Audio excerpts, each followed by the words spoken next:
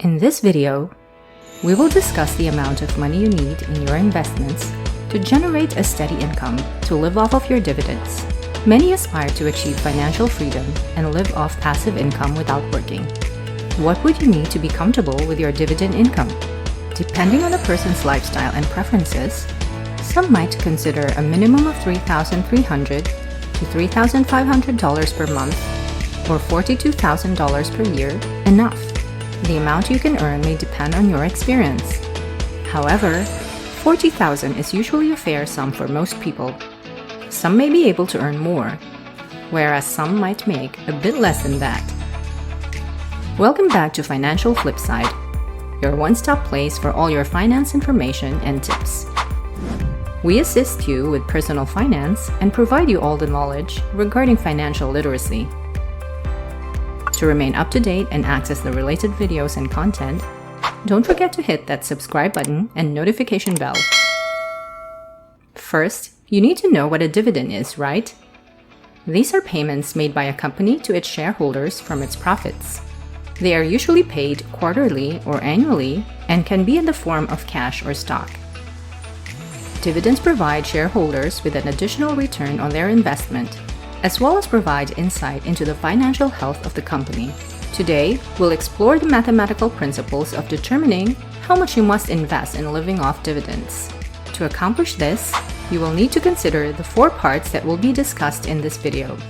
Now we will dive into the first part, which involves dealing with the mathematical principle of this whole problem.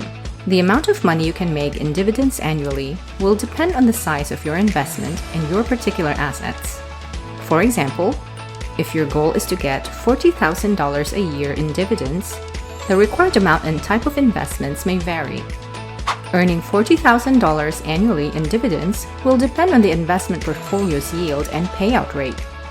Factors like these contribute to what you'll be getting from your total investment. For example, when you invest in Apple stock, Dividend.com mentions that you can get an annual return of 92 cents per share. Investing in Apple stock will give you a good return over the years. Owning a single share of Apple will cost you between $160 to $165 at the date of the recording of this video. As an investor, you can earn around 92 cents for each share you possess annually without doing much work. The dividend yield can be calculated by taking 92 cents, dividing it by the share price, and multiplying the result by 100. For example, if the share price is $165, 92 cents divided by 165 will give you 0.56%, which is your dividend yield.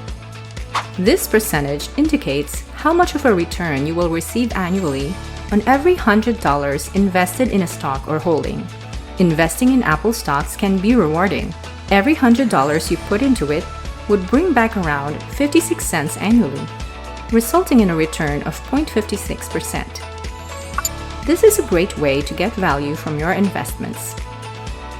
If the aim is to reach $40,000, then this could cause a major issue because of the amount of money it would require to be invested in Apple. The figures are quite remarkable. For example, you would have to invest $6.56 million to get $40,000 as passive income per year with Apple. The higher the yield percentage, the less capital you need to invest in generating a certain income. For example, if you have a 3% yield rate, you would only need $1.33 million invested to acquire $40,000 annually. On the other hand, with a 5% yield rate invested in an average dividend portfolio of 2 to 4%, only $800,000 is needed for the same gain. An amount between $1 to $2 million might be necessary to get the most out of your investment. In part 2, we're about to dive into the reality of dividend investing, something which isn't discussed much on YouTube. It's the harsh reality. An analysis of the financial data of the United States reveals that the overall net worth across all age groups is relatively small. This speaks to the nation's lack of financial wealth, with the median net worth being comparatively lower. If you're 35 or younger, Your average net worth is $76,300 with a median of $13,900. Between the ages of 35 and 44, it increases to an average of $436,000.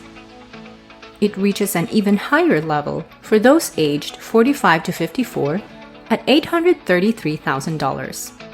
When looking at financial data, it is important to remember the distinction between the median and average net worth.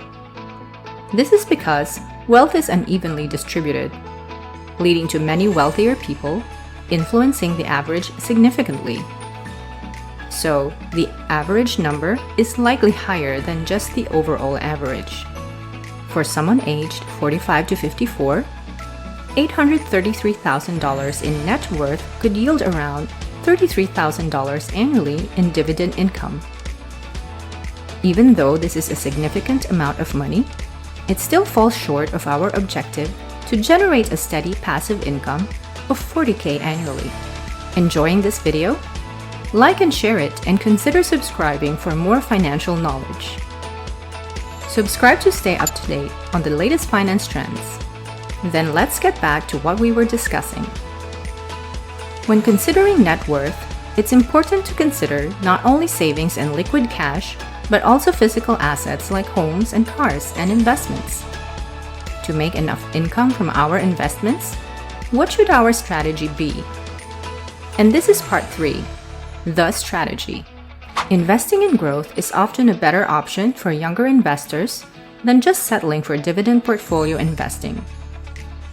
There are 3 main reasons why this is the case.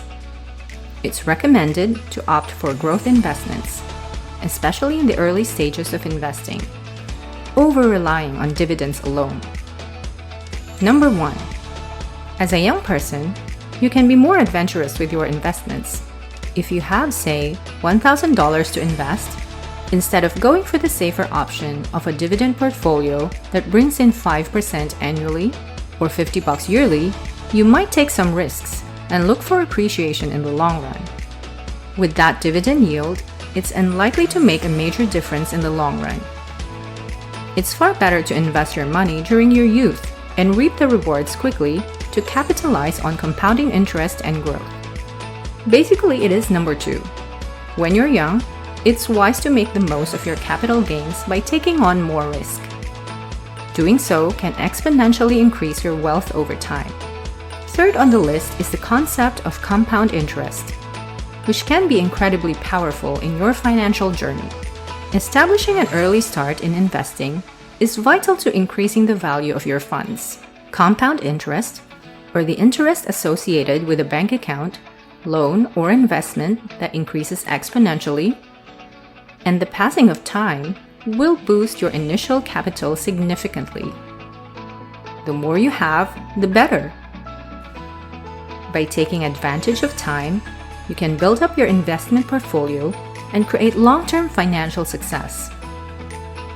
A sound investment planning strategy is to build your portfolio when you are young. That way, you can use it to generate more consistent and secure income in the future, such as through a dividend stock portfolio. As an illustration, let's say Harry has $1 million in his investment portfolio. Of that, 60% goes towards index funds, 20% towards bonds, and the remaining 20%, a total of $200,000, is divided up for individual stock selections. He recommends dividing this sum up in the following manner. Younger investors should focus heavily on growth stocks for their portfolio to maximize returns.